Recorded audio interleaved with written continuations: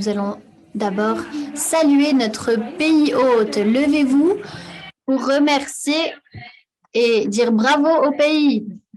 Olé! Oh. Yay! Just to say that ce n'est pas qu'une victoire pour le Maroc, c'est une victoire pour l'Afrique.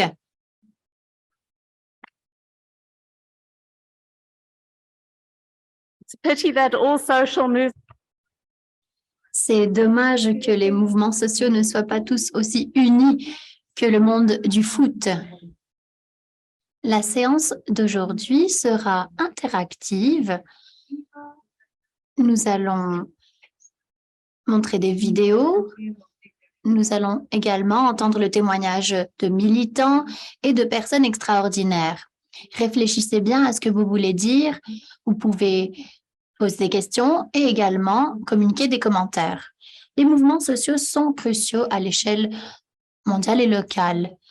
Les gens travaillent ensemble pour trouver des enjeux communs et afin de trouver des outils pour changer les politiques, faire avancer l'équité, les droits et renforcer les structures. Et tout ceci est très important dans le progrès. On parle de droits civils, de droits fonciers, de protection de la langue et de percées. On parle d'équité des sexes, d'éducation des filles, de droit de vote et tant d'autres questions importantes. Le changement social est très important si nous voulons que le progrès soit fait pour tous les ODD, pour le climat notamment. C'est très important. L'objectif de la séance est de s'intéresser à des façons de faire progresser les mouvements sociaux dans les collectivités. Tout d'abord, nous allons nous concentrer sur deux mouvements sociaux, deux expériences. Je vais d'abord vous présenter les intervenants. Non, en fait, tout d'abord, les vidéos seront présentées, puis je vous présenterai les participants. Il s'agit de vidéos sur la survivance culturelle.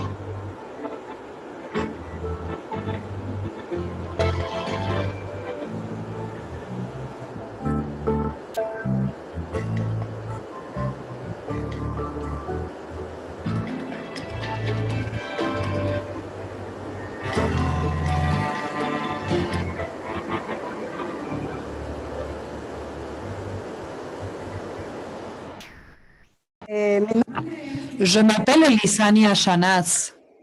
Je suis coordinatrice du Conseil Maya de Quetzaltenango dans chaque municipalité. Elegidos legítimamente en una asamblea de cada municipio. Y se aglutina. Et Dans ces conseils Maya, nous sommes réunis et nous nous occupons de la défense des territoires, de la défense de la vie et de la défense de l'environnement. C'est un espace où l'on fournit des services de manière gratuite, de manière bénévole. Il n'y a pas de rémunération réellement pour nous en tant que participants de ce conseil.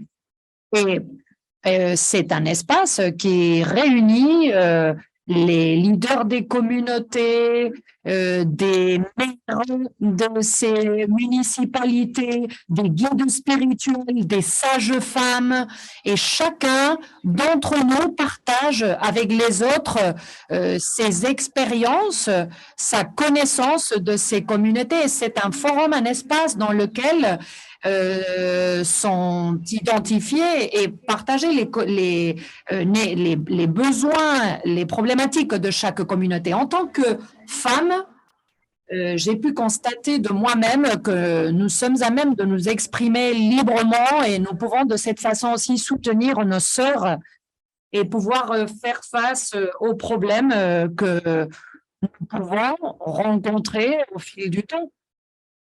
Il s'agit d'un espace où nous pouvons tous agir et nous exprimer librement.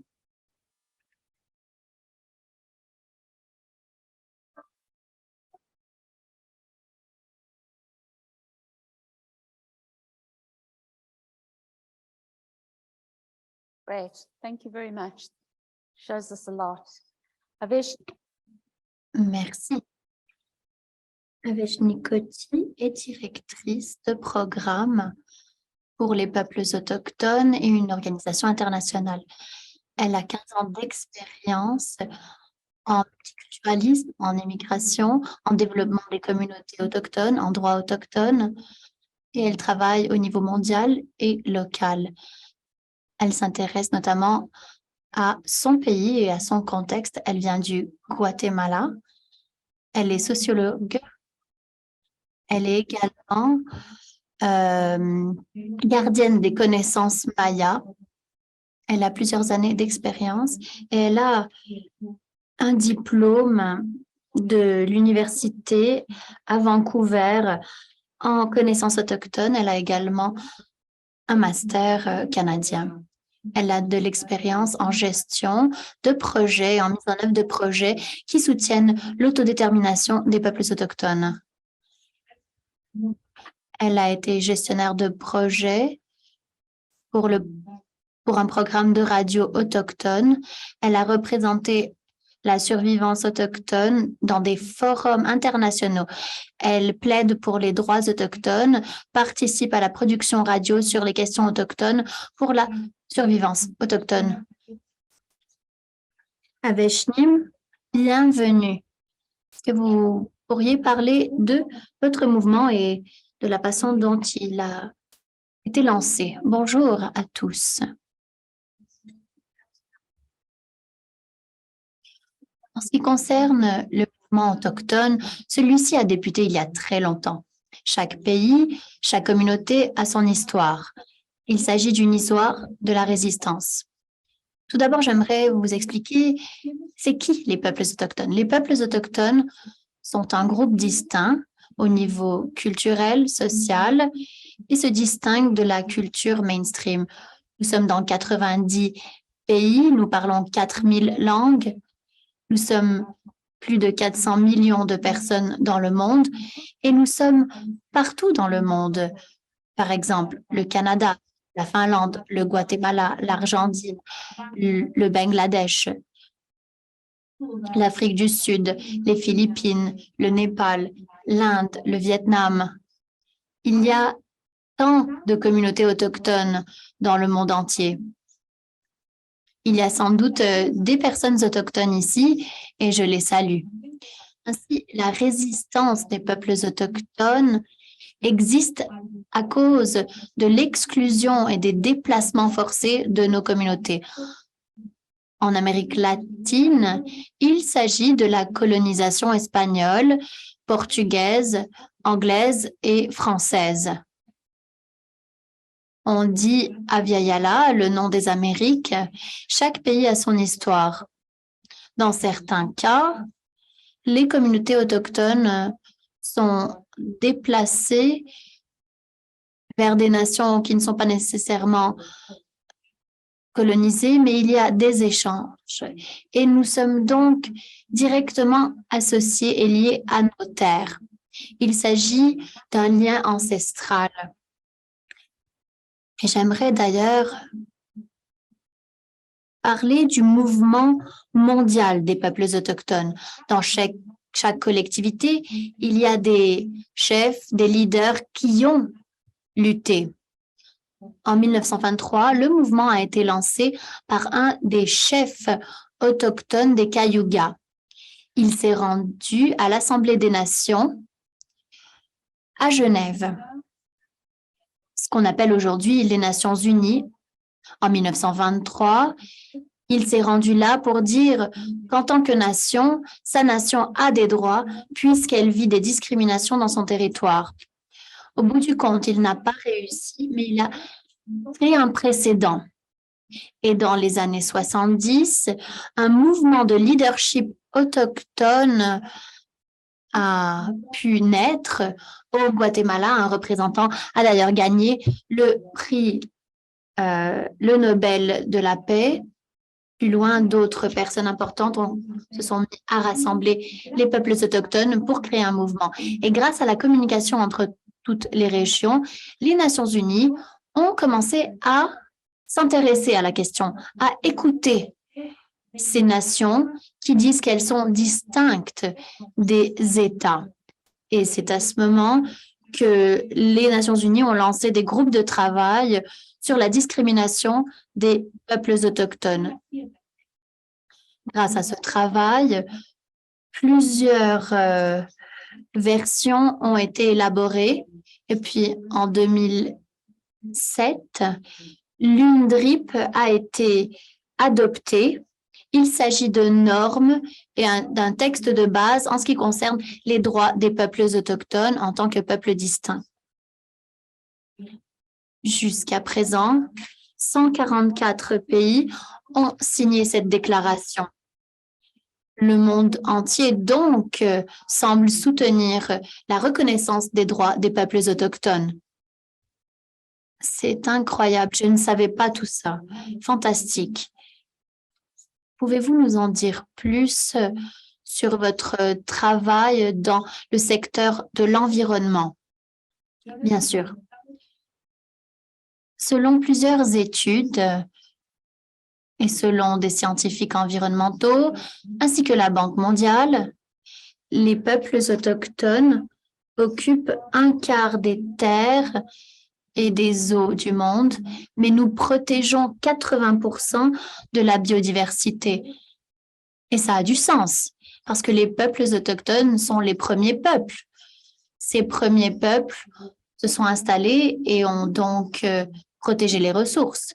Les communautés autochtones ont toujours joué un rôle de protection de ces territoires. Ça ne découle pas que de questions d'harmonie. Il y a des preuves qui démontrent que les peuples autochtones utilisent des solutions pour protéger l'environnement. Par exemple, dans l'Amazonie, les peuples autochtones, ça a été prouvé, gèrent mieux les terres naturelles que l'État. Il y a 3 principes qui expliquent pourquoi les peuples autochtones sont des gardiens de la terre. Tout d'abord, notre collectivité est liée à la terre. Ensuite, nous avons un grand respect de la nature parce que la nature est empreinte d'esprit. Et si on fait du mal à la terre, à la nature, on fait du mal à l'équilibre de la création. Deuxièmement, la légitimité des autorités. Nos gouvernements autochtones ont été écrasés par le colonialisme et les gouvernements coloniaux, mais nous avons réussi à nous organiser. Nous avons réussi à légitimer notre leadership. Et celui-ci se fonde sur les services. Je ne suis pas une experte de ce domaine. Je peux parler de ma collectivité. Notre État a abandonné notre collectivité. L'État n'envoie pas de services. Mais grâce à notre organisation locale, nous sommes en mesure de fournir des services à la collectivité. Troisième pilier, les règlements et normes établis par les peuples autochtones en ce qui concerne l'utilisation de la terre et en ce qui concerne l'utilisation de la justice. Il s'agit d'une justice de réparation et de conciliation. Donc, ce sont trois grands principes. Ainsi, dans ce mouvement global, plusieurs représentants autochtones se sont rendus dans ces grands espaces. Je parle par exemple de la COP27, je parle par exemple de la COP sur la biodiversité. Donc, ils se sont rendus dans ces conférences pour dire « Nous sommes là, regardez-nous, écoutez-nous, nous prenons soin de la terre, nous prenons mieux soin de la terre que tous vos programmes, il faut nous écouter. » Les peuples des Autochtones, en ce qui concerne les droits fonciers, sont très importants, puisque ces droits ont un impact sur l'environnement, un impact positif. Donc, c'est ce que j'ai à dire. Je pense que nous en avons beaucoup à apprendre des peuples autochtones si nous voulons sauver la planète. Nous allons maintenant lancer la prochaine vidéo, puis nous passerons la parole au Soudan. Mohamed. Mohamed. اللي هو في التغيير المجتمعي في السودان من بداية خطابي العمل العام كان في العام 2009 لحد أول ليلة أنا كنت فاعل اللي هو الله الشبابية في اللي هو J'ai commencé mon travail en 2009. J'ai fait partie de plusieurs grands mouvements. L'objectif était de faire des changements dans la communauté. En ce qui me concerne, ces mouvements de changement permettent de faire des changements par le biais des actions de résistance, des actions politiques et des actions communautaires. Les mouvements se caractérisent par le fait qu'il s'agit de travail de groupe, d'équipe. Donc, tous ces changements passent par des processus importants au Soudan. Tout d'abord, il y a le grand défi de la confiance. Dans notre pays, il y a eu des guerres civiles et l'un des problèmes importants a trait à la confiance en les institutions, en les organismes politiques. Et donc, un autre grand défi, le travail d'équipe. Il s'agit d'un défi saillant au Soudan. Il y a plus de 200 partis politiques, plus de 300 mouvements armés, et il existe de grandes fractures au sein même de ces mouvements. En ce qui concerne le renforcement de la confiance et le renforcement du respect, je pense que les pères fondateurs de notre pays croyaient en ces valeurs. Il existait un consensus entre les mouvements.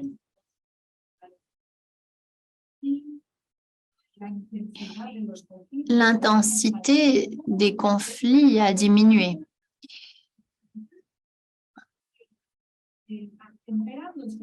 Aujourd'hui, il y a des problématiques, mais la nouvelle génération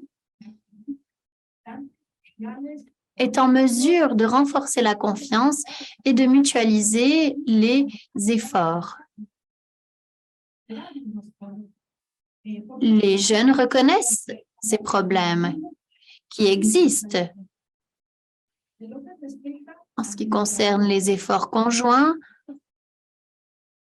je crois que nous n'avons pas encore été en mesure d'atteindre les objectifs de cohésion. Que ce soit au sein de la société civile, des mouvements de jeunes ou d'autres mouvements de la révolution, je ne pense pas que nous avons été en mesure de surmonter ce grand obstacle. Mais ce grand obstacle est maintenant plus petit qu'avant. Les choses vont mieux.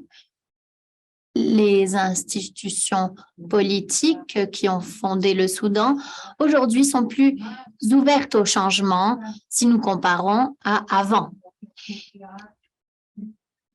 Certains espaces de discussion ont été ouverts.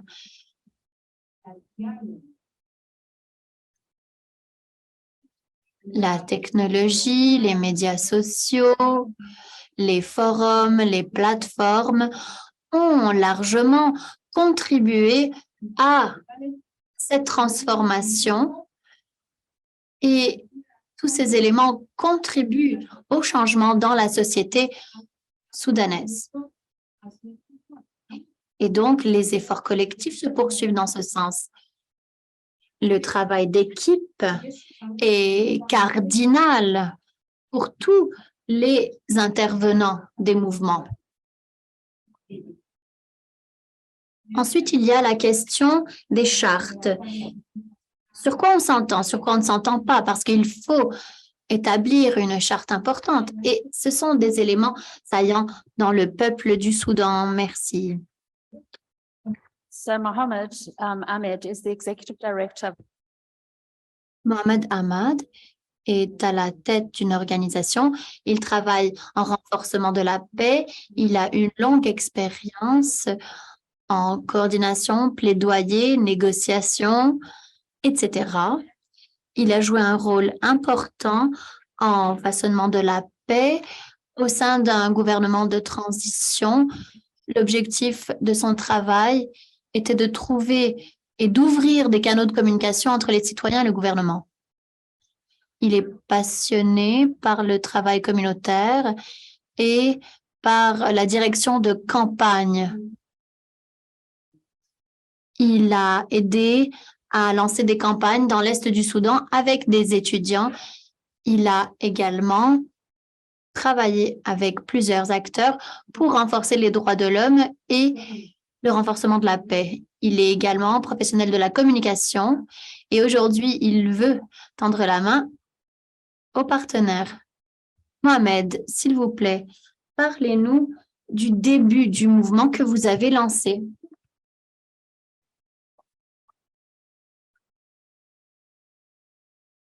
Merci de m'avoir accordé cette occasion. Je crois que les mouvements de la jeunesse et les mouvements de résistance n'étaient pas simplement une coïncidence. Ça faisait partie d'un cumul des événements qui ont commencé dans les années 80.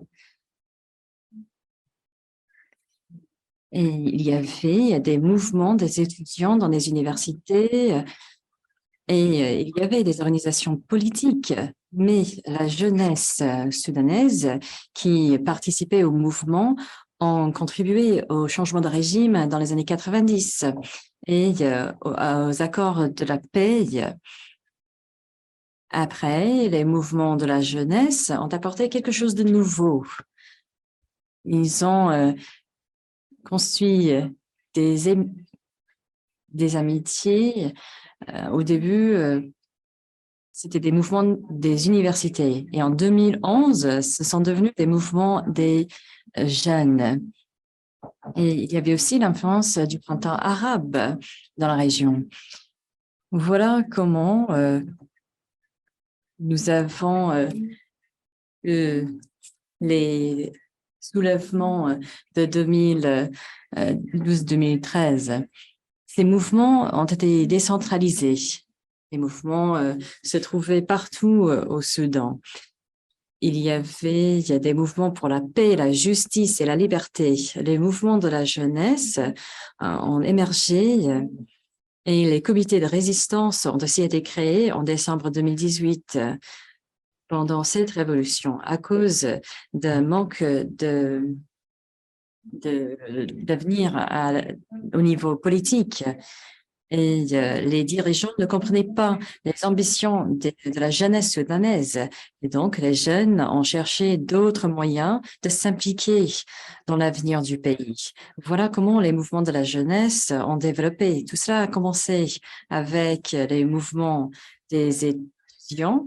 Et maintenant, nous avons plusieurs types de mouvements. Tout cela a contribué au développement des mouvements différents. Cela a commencé avec le soulèvement pendant lequel nous avons changé le système. Et après, il y avait un cumul d'événements, des choses. Voilà ce qui s'est passé pendant les années 90. Merci beaucoup. Peut-être vous pouvez nous parler un peu plus de la difficulté ou du fait qu'il a été facile de s'organiser dans ce contexte.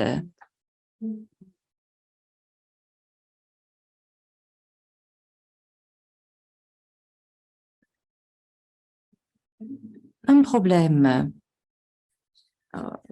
auquel nous faisons face est le fait qu'il y a des problèmes politiques, des problèmes sociaux, mais le Soudan était le premier pays à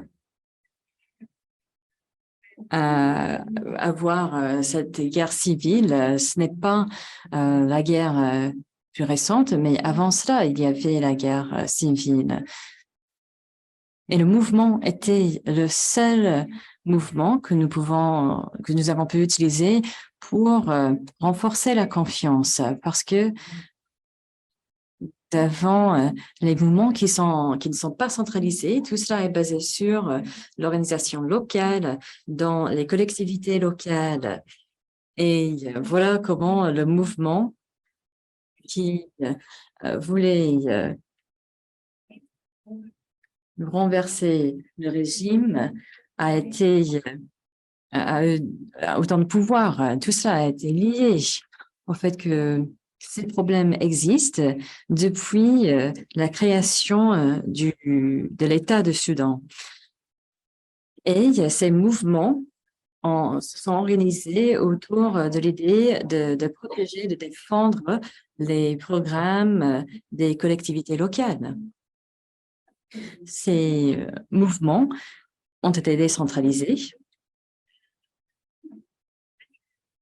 et le plus de Soudanais possible ont participé.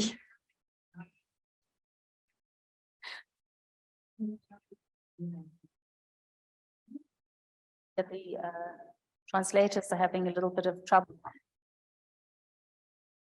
Malheureusement, l'orateur parle très rapidement. Et donc, pour la prochaine question, nous espérons qu'il parlera doucement. Une question pour vous deux. J'aimerais savoir quel était le rôle de la communication dans vos mouvements. Peut-être Aveshim, si vous voulez prendre la parole d'abord, vous pouvez parler du rôle de la communication, par exemple, la radio. Ya estoy hablando en español. Gracias, gracias. Sí, Je crois que la communication a joué un rôle déterminant dans tout cela parce que, au bout du compte, c'est grâce à la communication qu'on peut créer des liens avec d'autres personnes et on peut s'exprimer. Et je crois que c'est comme ça, grâce à la communication, que l'on peut savoir qui on est en tant que peuple et comment on établit ces liens avec les autres communautés. Alors, quand moi j'étais une adolescente, je ne voulais pas appartenir à un peuple indigène. Je voulais changer mon prénom même. Je ne voulais pas m'habiller avec les habits traditionnels. je voulais véritablement m'intégrer. Mais tout cela en raison du racisme et de la discrimination que l'on voyait dans les pays latino-américains vis-à-vis des peuples autochtones et vis-à-vis des descendants de ces peuples autochtones. Donc, je crois qu'effectivement, il faut faire changer les choses et le récit. Et le problème, c'est que les médias, dans tous nos pays, au final, sont les propriétaires de ces médias, ce sont les entreprises privées, c'est le secteur privé. Et donc, il ne s'agit pas là, à nouveau, des communautés autochtones. Et donc, c'est vrai que parfois, ces médias sont publics et dans certains pays, on a beaucoup progressé et les médias sont maintenant des médias qui sont à disposition de la communauté civile.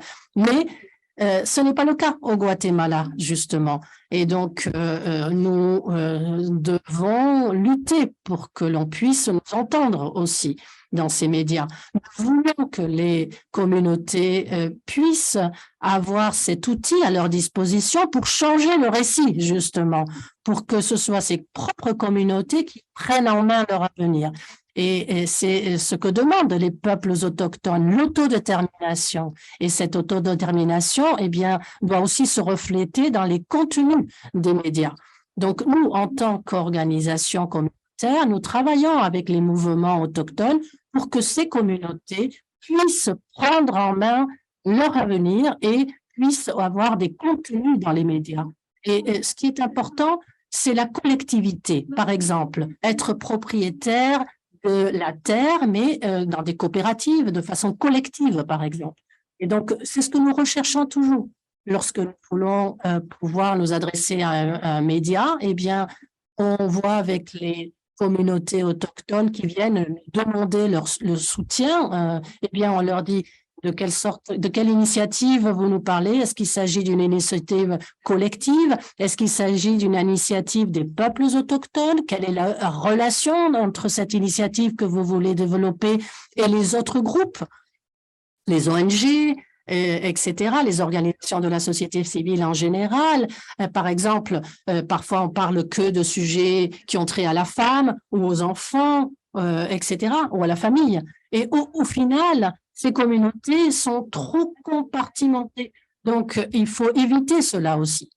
Je crois que tous ces groupes doivent travailler ensemble, d'où donc cette idée de la collectivité pour que l'on puisse entendre toutes ces voix sur différents sujets et avoir plus de poids, bien évidemment. Donc, c'est ce que nous faisons. C'est ce que nous faisons avec des activités de lobbying. Nous essayons d'avoir un peu de poids dans la politique du pays pour que l'on puisse entendre la voix des communautés autochtones, pour que l'on puisse avoir une voix dans les médias, pour que l'on puisse défendre notre situation, avoir des ressources et défendre nos contenus, une fois de plus. Alors, nous visons tous les médias. Nous voulons être présents partout. Nous voulons, par exemple, avoir l'Internet communautaire aussi, parce que c'est très important. C'est vrai que Internet, chez nous, ça appartient au secteur privé et dans d'autres pays aussi. Donc, il faut faire changer tout cela. Yeah, absolutely. Oui, absolument. Mohamed, le rôle de la communication? Je crois que pendant la révolution soudanaise, il y avait eu plusieurs plateformes qui ont été créées. Sous le régime précédent, l'État dominait tous les canaux médiatiques, les journaux, et donc les mouvements de la jeunesse ont utilisé les réseaux sociaux et les médias sociaux pour faire part de leur message par rapport à la révolution. Ils ont utilisé les mécanismes et les outils différents. Par exemple, les langues locales, des choses qui s'approchent la communauté des jeunes. Les jeunes ont innové, ils ont créé beaucoup de choses. Et je pense qu'avec les mouvements des jeunes, nous avons vu un grand changement. Il y avait ces mouvements de résistance à l'action politique. Comme j'ai dit, bien sûr, le régime avait le contrôle des médias, mais les jeunes ont utilisé d'autres outils pendant cette période. Les outils ont été utilisés pour présenter de nouvelles idées aux collectivités. Certaines personnes se sont rencontrées, ont commencé à comprendre les difficultés des autres personnes. Au Soudan, c'était difficile de faire cela auparavant parce qu'il y avait des problèmes de transport. Même en parlant des questions différentes, nous avons fait rencontrer des personnes vulnérables qui ont commencé à mieux comprendre les difficultés dans les régions différentes. C'est incroyable le fait que nous avons pu tisser des liens partout dans le monde parce que nous pouvons communiquer avec des personnes qui se trouvent partout. Aveshim, pouvez-vous me parler de votre initiative de la radio communautaire au Guatemala? C'est quelque chose que, pour l'instant, nous n'avons pas obtenu encore. Ça va prendre encore plusieurs années. Pour l'instant, ça fait déjà 20 ans qu'on essaye de avoir cette radio communautaire. Le gouvernement nous dit qu'ils vont nous donner la possibilité d'émettre pour les radios communautaires. Nous sommes une majorité dans le pays, mais nous n'avons pas une représentation majoritaire au Parlement. Donc, c'est vrai que pour l'instant, le gouvernement s'engage, nous dit oui, mais lorsque la guerre a fini au Guatemala il y a 36 ans, le gouvernement nous a promis tout cela, mais pour l'instant, on n'a rien vu venir. Alors, les peuples autochtones luttent actuellement pour obtenir des fréquences de radiodiffusion pour pouvoir être à l'écoute des communautés. Et nous, en tant qu'ONG, nous soutenons bien évidemment tout ce processus.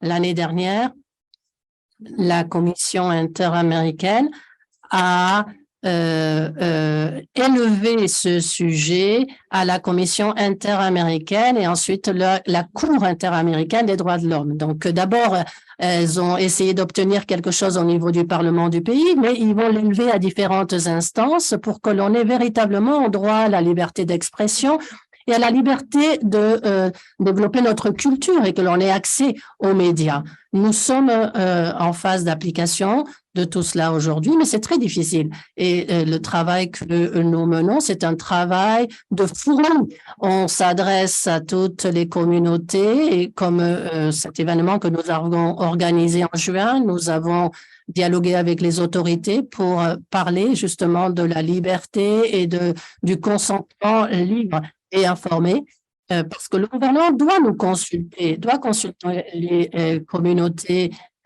autochtones pour toute une série de réformes. Et donc, nous essayons d'avoir tous ces échanges pour que les communautés puissent aussi nous dire ce qu'elles attendent de nous au final. Donc, nous n'avons pas encore obtenu tout ce que nous voulions par rapport aux radios communautaires.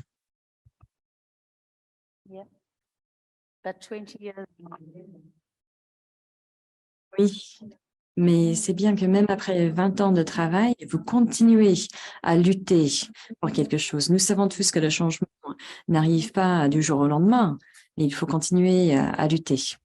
Mohamed, pouvez-vous nous parler du rôle des organisations étrangères dans votre pays?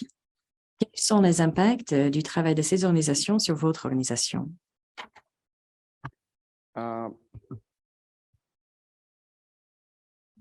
Parmi les grands problèmes,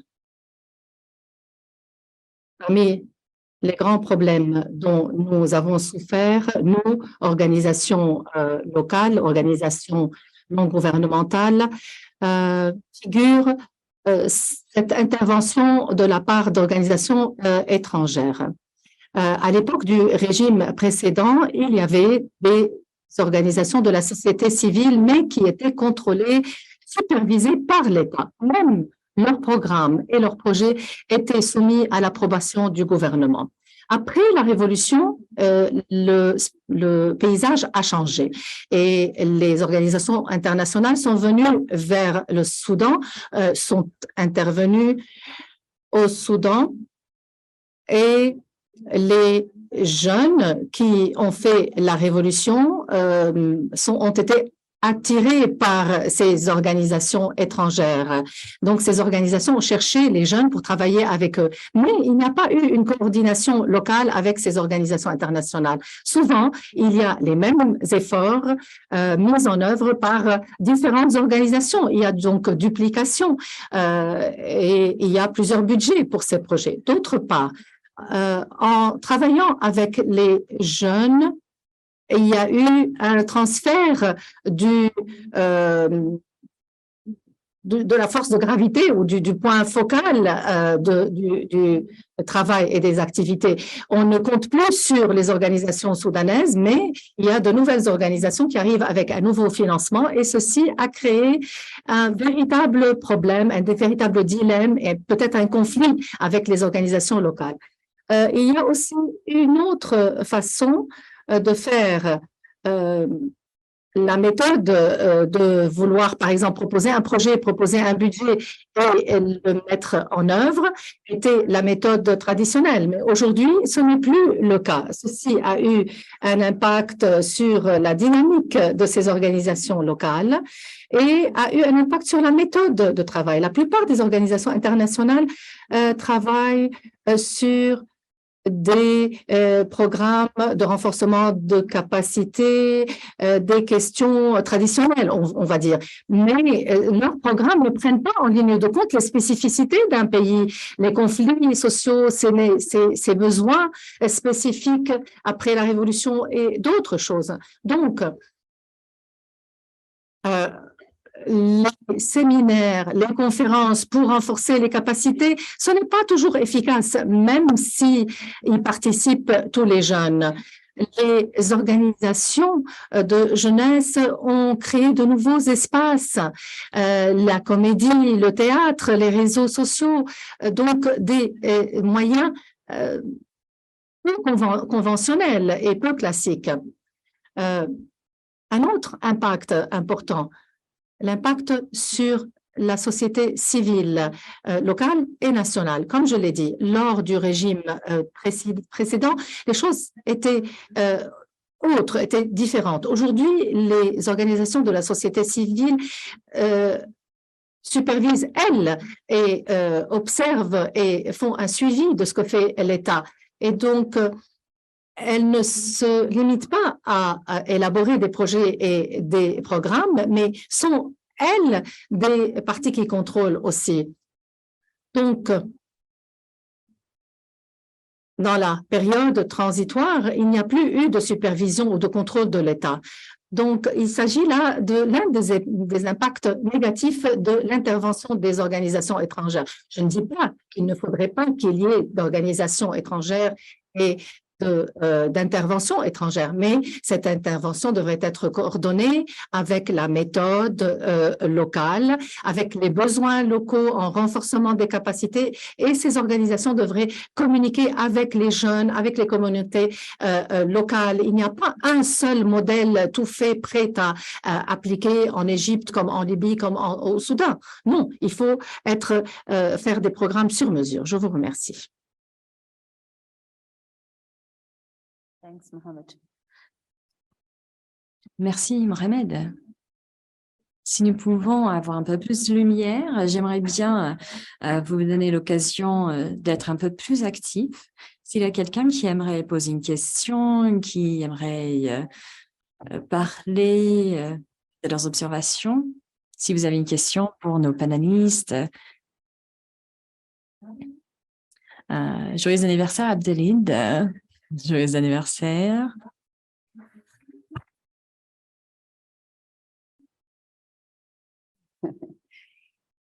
Is there anybody who's... Y a-t-il quelqu'un qui a un commentaire, une observation? Allez-y.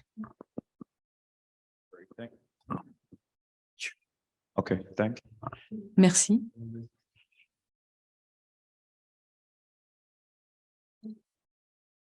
J'ai beaucoup apprécié l'expérience de Mohamed quand il a parlé des mouvements au Soudan du Sud. Donc voilà ma question. Souvent en Afrique, quand nous essayons d'organiser des mouvements, nous essayons d'induire des changements des normes culturelles. Souvent, on dit que ce sont des mouvements politiques.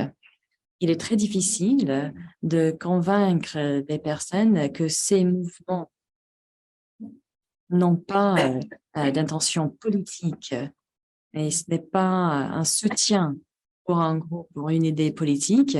J'aimerais bien savoir si Mohamed il a de l'expérience en travaillant avec les mouvements et comment il a réussi à changer cette idée d'intention politique. Merci. Et donc, vous parlez des liens avec des partis politiques. Encore une question? Alors, je voulais juste, peut-être c'est plus une contribution et peut-être une question avec Senim. Vraiment, j'ai beaucoup apprécié l'approche qui consiste à prendre l'environnement culturel. Je pense que l'enseignement que je tire avec les deux interventions, c'est que souvent, les programmes qui viennent ont tendance à déstructurer nos sociétés. Déstructurer dans le sens de ne pas prendre les réalités culturelles. Et ça cause plus de problèmes que ça en résout. Et je pense qu'il est important, ce que je retiens de ce qu'elle a dit, que quand les interventions viennent, les interventions de changement social doivent valoriser les valeurs et traditions culturelles positives qui sont dans le système. Et je pense que le changement social ne pourrait se faire qu'avec les réalités culturelles. Et j'apprécie vraiment le travail qui a été fait par Guatemala et dire, est-ce que chez vous, sur le plan culturel, dans les approches que vous avez développées, qu'est-ce que fondamentalement que les communautés ont trouvé de d'important à valoriser, c'est-à-dire en termes de valeur? Qu'est-ce qui a été pour vous des choses à prendre en compte? Vous avez écouté les communautés, mais qu'est-ce qui a été très important pour eux et significatif? Merci beaucoup. Thank you. I'll come back to you. Merci beaucoup. Si vous voulez. Ok. شكرا. Merci. Il y a toujours un fil ténu entre ce qui est social et ce qui est politique. Souvent, lorsqu'il y a des revendications sociales, il y a derrière un mobile ou motivation politique. Et, surtout dans les régimes dictatoriaux, dans les régimes de polarisation politique, on donne l'impression qu'il s'agit là d'un mouvement social, mais derrière, il y a des desseins politiques, évidemment. Et ceci n'est pas l'apanage de notre région, mais se présente dans beaucoup de pays. Séparer entre ce qui est social et politique, bien que ça soit difficile, pourrait être possible en définissant les objectifs. Par exemple, au Soudan, nous avons un exemple de cela. Nous avions des revendications autour des barrages, des revendications concernant la propriété foncière des terres terriennes. Donc, ce sont là des questions qu'on peut discuter avec les citoyens. Et ceci a été à la base de l'évolution du mouvement de résistance. Le mouvement de résistance a précisé certains points, certains objectifs, les besoins des citoyens pour pouvoir avancer dans son agenda. C'est comme ça qu'on a pu avancer. Merci. Yeah. Yes, in our case as indigenous peoples, I think that when you say that everything has to be according to cultures and traditions, I think this is true. One aspect could be the languages, for example. Je pense donc que nous devons aller au-delà de cela. Et c'est la lutte des mouvements autochtones. Donc, nous commençons par la culture, la langue, les droits culturels. Et donc, en ce moment, nous passons au droit de l'autodétermination pour les peuples. Nous devons prendre en considération notre histoire, qui nous sommes, qui nous avons été et comment nous nous définissons. Quels sont nos territoires, par exemple? Au Guatemala, nous sommes divisés, nous avons des divisions politiques dans le pays. Ce n'est pas selon nos nations, c'est selon, je ne sais pas, les intérêts du colonialisme à l'époque.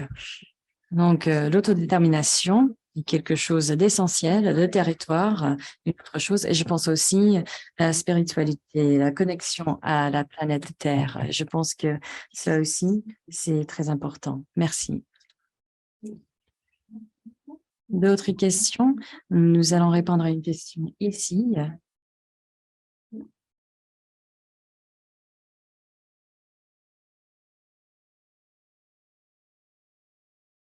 Yes, thank you for this beautiful presentation. I want to thank also. Merci pour ces excellentes présentations. Et merci beaucoup à Vesnim. Je m'identifie avec votre histoire et je pense que cela nous touche au cœur. Je suis très reconnaissante. Voilà ma question. Quand nous changeons de récit, si nous pouvons changer le récit, nous pouvons changer le monde. Et je pense que vous avez raison, il faut changer le récit. Je me demande, est-ce que vous avez essayé de changer le récit dans votre pays ou avec les communautés des peuples autochtones? Mais vous nous parlez de ce changement de récit et comment nous pouvons soutenir ce travail.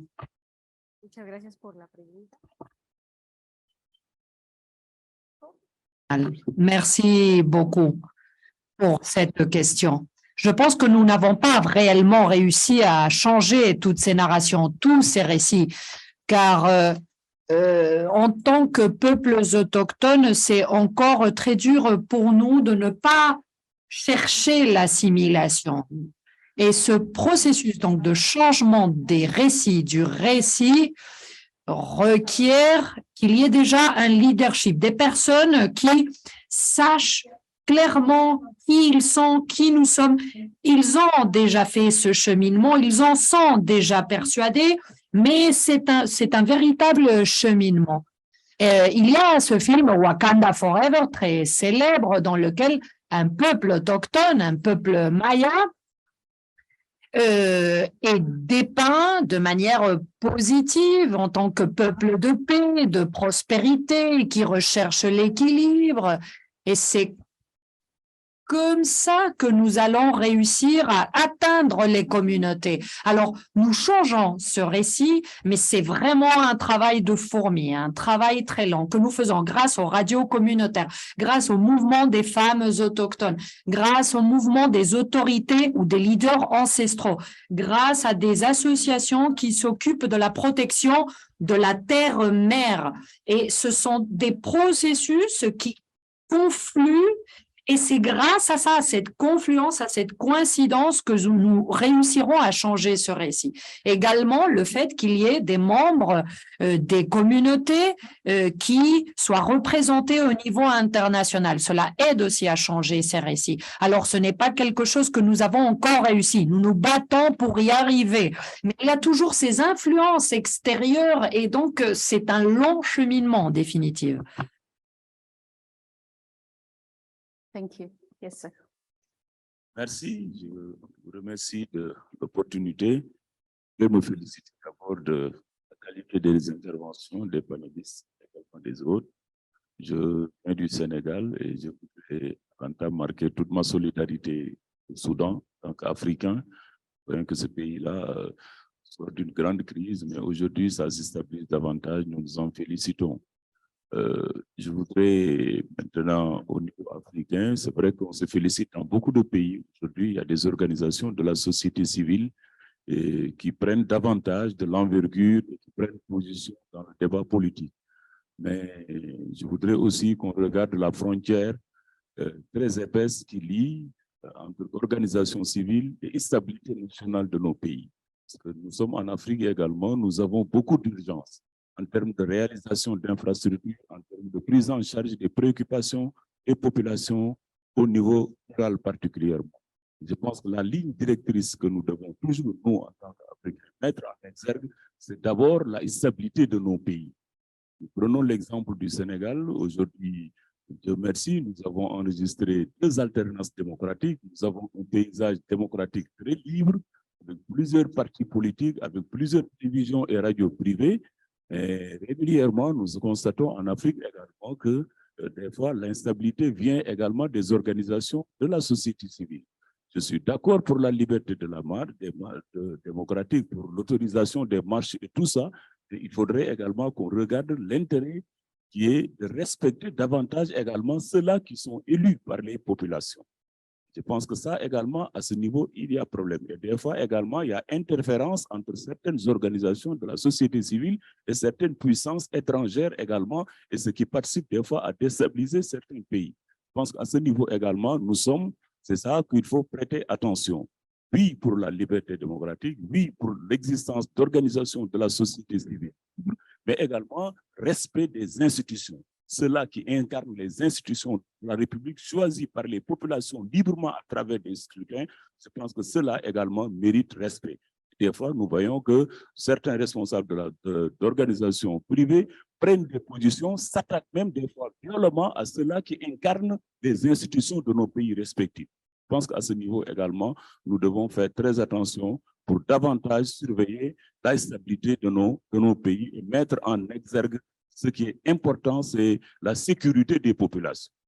Ça, en tout cas, mon point de vue sur ça, je vous félicite encore de la tenue de ces activités et de ces échanges qui sont extrêmement importants. Merci. Yeah. A very good point. I think that Excellent, c'est très important. Il n'y a rien qui est complètement positif ou négatif et il faut bien évaluer les choses partout. Vous m'entendez? Oui, je vous entends. Une excellente présentation, merci beaucoup. Je crois fermement en la culture, mais il ne faut pas faire fi de la jeunesse. Il y a une très grande jeunesse en Afrique et je me demande donc, il y a plusieurs mouvements sociaux et comment avons-nous été en mesure de pousser la jeunesse à faire avancer les grands enjeux comme le changement climatique, les droits reproductifs, etc. Donc oui, vous avez été des chefs de file, mais comment intégrer la jeunesse dans ce dialogue, dans ces projets? Malheureusement, beaucoup de jeunes traversent le Sahara puis la Méditerranée pour migrer. Comment intégrer ces jeunes dans les mouvements sociaux locaux? Quel est votre message pour eux? Merci. Vous aimeriez répondre, cher Aveshim? Oui, merci beaucoup pour votre question. Dans nos communautés, nous connaissons la valeur de la jeunesse. Dans les communautés autochtones, nous impliquons les jeunes dans les services. Les jeunes veulent trouver leur place dans le monde. Et parfois, le téléphone portable n'est pas ce qu'il faut. De notre point de vue autochtone, cela provient de l'enfance. Une fois qu'un adolescent a 14-15 ans, il commence à travailler dans la communauté, à faire du travail bénévole, à consentir des services communautaires et ainsi, ces jeunes sont reconnus par la communauté. Donc, dans mon organisation, Cultural Survival, nous offrons des bourses à la jeunesse. Ces bourses sont pour les collectivités et pour des projets communautaires. Donc, il faut les impliquer ainsi. Merci. J'aimerais parler des incitatifs. Est-ce que vous pensez que les jeunes ont besoin de ce type d'incitatifs pour améliorer leur avenir? Je pense que cela fait partie de la trame narrative du lieu commun. Aujourd'hui, les jeunes luttent pour leur survie à cause des changements climatiques. Et les jeunes s'organisent. Mais les jeunes n'ont pas le choix. Ils doivent se battre dans ce sens. C'est à vous.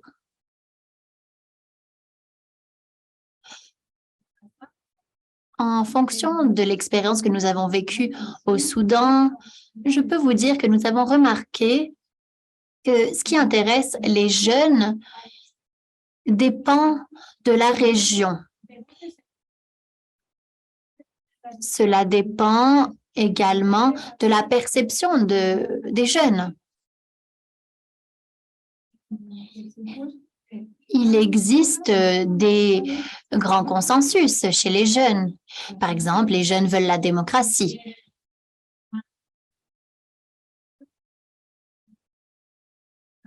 Mais les besoins sont différents d'une région à l'autre du Soudan. Le système politique n'est pas stable. Le seul système qui est resté stable depuis 2009 est le mouvement. Et les mouvements ne parlent pas de questions centrales. Ils parlent de justice, de liberté et de paix. Au sein de ces mouvements, les jeunes parlent de leurs problèmes, les filles parlent de leurs problèmes, les femmes parlent de leurs problèmes. Par exemple, la santé reproductive est un grand sujet d'intérêt. Ensuite, j'aimerais soulever un autre point important. Il est important d'utiliser à bon escient la culture locale et les héritages locaux. Lorsqu'on parle de droits de la personne, on parle souvent de grandes conventions. Oui. C'est vrai que les traditions locales ont parfois des problèmes, mais il faut réussir à les utiliser pour le bien que ces héritages nous fournissent. On parle par exemple des langues locales, on parle d'exemples positifs locaux, on parle de la communication communautaire, des administrations locales. Tous ces grands éléments permettent de promouvoir les mouvements à l'échelle collective et permettent de tisser des liens avec la communauté. Je prendrai 2 autres questions et commentaires et puis nous mettrons fin à la séance. Vous avez un microphone, très bien. Bonjour. Merci de vos présentations très intéressantes. Comme vous le savez, plusieurs des grandes ententes mondiales et des structures sont fondées sur les États, du moins pour les 100 dernières années. Mais ceci n'est pas nécessairement associé à la justice, à l'éducation et à d'autres aspects importants, ou à la représentativité. Ce que j'essaie de dire, la contribution des Autochtones dans le monde universitaire et scientifique a été mise au rencard. On a fait fi de ces connaissances, surtout probablement à cause de la discrimination systémique de ces communautés autochtones ou des personnes qui se sont intéressées à l'angle autochtone. Et donc, ce système ne soutient pas les systèmes autochtones. Nous savons qu'il s'agit d'un environnement qui n'est pas inclusif dans la recherche. Et donc, en ce qui concerne l'action environnementale, qu'en est-il du pont qui doit être jeté entre les connaissances techniques et les connaissances des autochtones. S'il n'y a pas de lien établi dans les structures de recherche, nous ne saurons pas céder ces connaissances aux prochaines générations pour la protection de l'environnement. Et il est donc important de s'atteler à ce sujet pour la protection de l'environnement. Il y a plusieurs éléments qui s'associent à l'action climatique, le CO2, l'empreinte, etc. Mais si on est en mesure d'en apprendre des communautés autochtones sur les façons pratiques d'agir pour le climat, eh bien, ce serait vraiment positif. Et je crois donc que tout cela permettra la protection des ressources. Merci.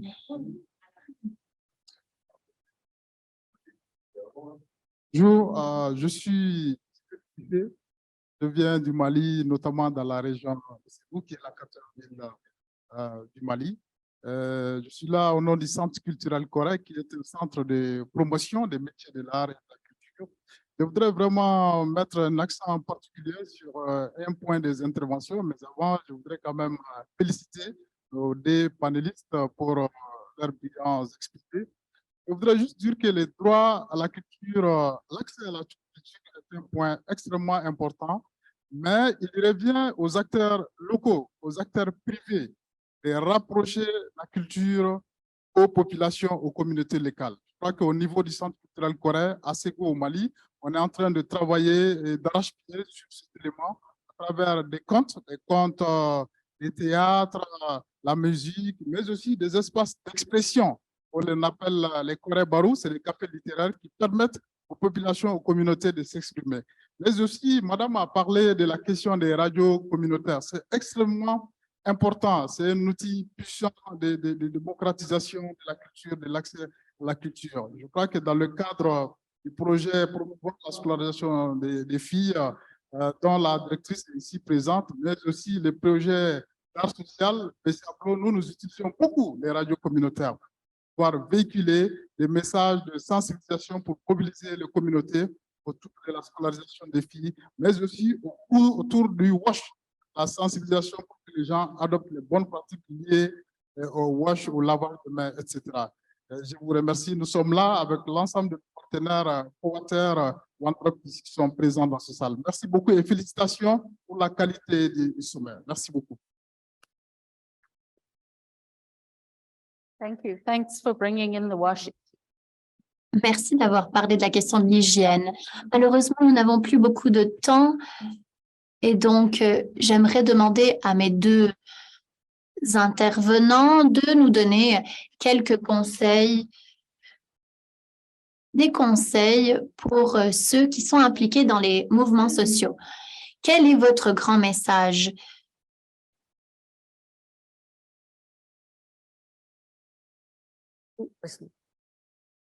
D'abord, moi, je suis membre d'une ONG et ce que je voudrais dire, c'est que nous sommes très, très humbles dans le milieu des ONG. Parfois, c'est vrai que les ONG, on a envie de sauver le monde, mais les communautés qui survivent, qui travaillent, ce sont celles qui apportent la contribution la plus importante. Nous, on apporte juste une toute petite partie de cette contribution. Et donc, il faut être à l'écoute de tous ces mouvements sociaux, des activistes, ces groupes communautaires, ces masses communautaires.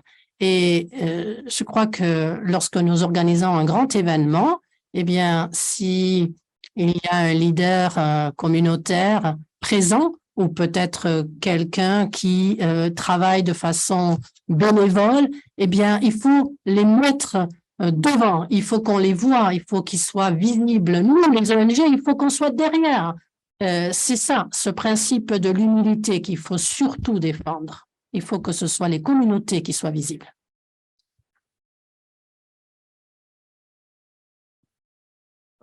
أعتقد أهم حاجة اللي هو بالنسبة للفاعلين في التغيير المجتمعي أول حركة.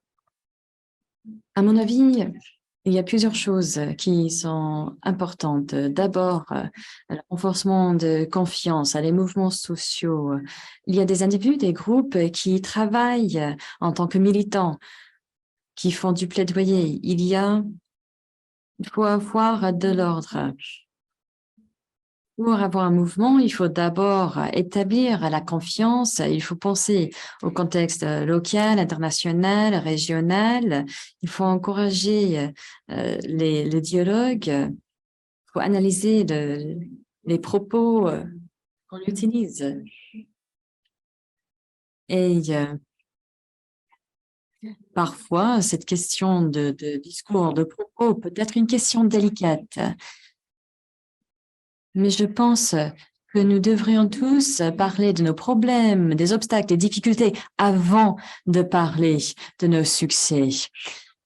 Si nous n'avons pas cet établissement de confiance, cela restera un grand défi, un défi auquel les mouvements devront faire face. La révolution soudanaise a uni toutes ces populations, malgré les ethnicités différentes. Les groupes se sont rassemblés autour d'un slogan, la liberté, la justice et la paix. Les Soudanais se sont rassemblés et ils ont défendu ce message. Et cela peut nous déterminer si nous sommes des agents de changement ou si nos communautés changent elles-mêmes. Merci beaucoup. Merci pour ce partage de sagesse. Je sais que nous avons quelqu'un ici au premier rang qui veut vraiment prendre la parole. Donc, je vous passe le microphone. شكرا أقدم نفسي حسناء الشهاب. فقط أنا أود بداية أن أحيي المتدخلين على المداخلة القيمة. كذلك أود أن أتفاعل مع J'aimerais féliciter les intervenants. Et j'aimerais d'ailleurs faire un commentaire en ce qui concerne ce qu'a dit Monsieur Mahmoud sur les mouvements sociaux. Est-ce qu'il existe une idéologie sous-tendant ces mouvements sociaux? Lorsqu'on parle du mouvement Al-Khadr, nous savons qu'il s'agit d'un mouvement idéologique de défense de l'environnement, des ressources nationales, par exemple. Il s'agit d'un mouvement qui cherche à protéger la terre. Il s'agit donc d'un mouvement qui a sa structure économique, sociale, idéologique.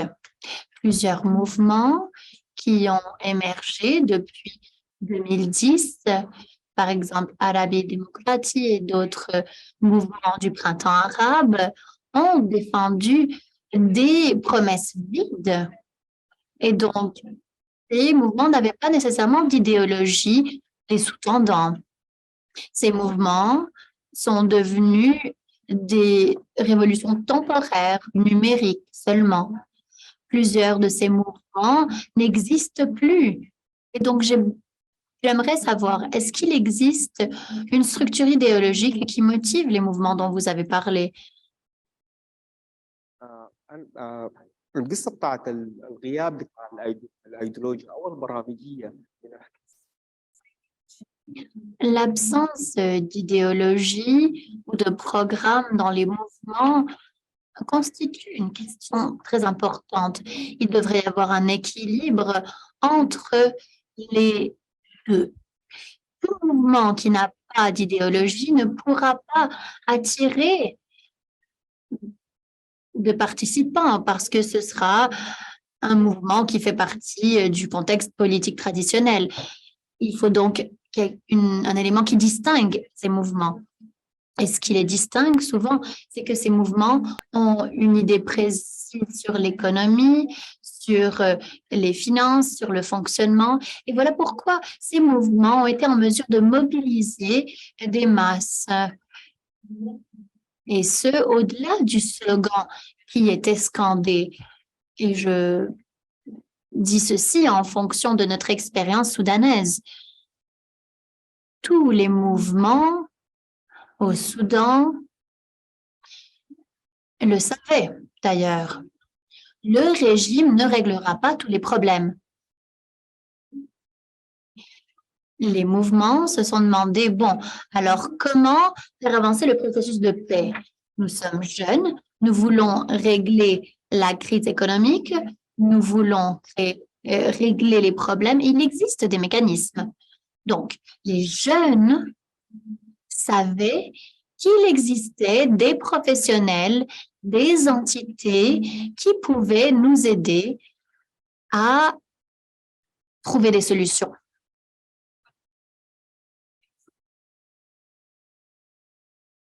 Nous, mouvements sociaux, n'avons pas des programmes politiques exhaustifs. Cependant, nous collaborons avec d'autres mouvements qui ont point pendant le printemps arabe. J'ai dit qu'il fallait s'intéresser aux différents aspects nous permettant de réformer les institutions sécuritaires, par exemple.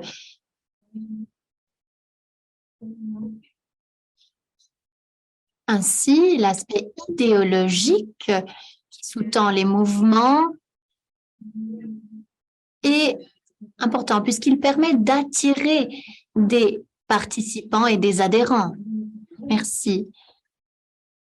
Je vous remercie. C'est la fin de notre séance et j'aimerais vous remercier d'avoir voyagé depuis le Guatemala et depuis le Soudan. Merci à tous. Merci d'avoir participé, d'avoir tendu l'oreille. Je pense qu'on pourrait poursuivre cette discussion sur des heures et des heures. Il y a tant de choses à soulever. Il y a tant de questions qui me sont venues à l'esprit moi-même. Donc, profitez bien de cette plateforme alors que vous êtes en personne avec des collègues pour poursuivre le dialogue. Merci beaucoup.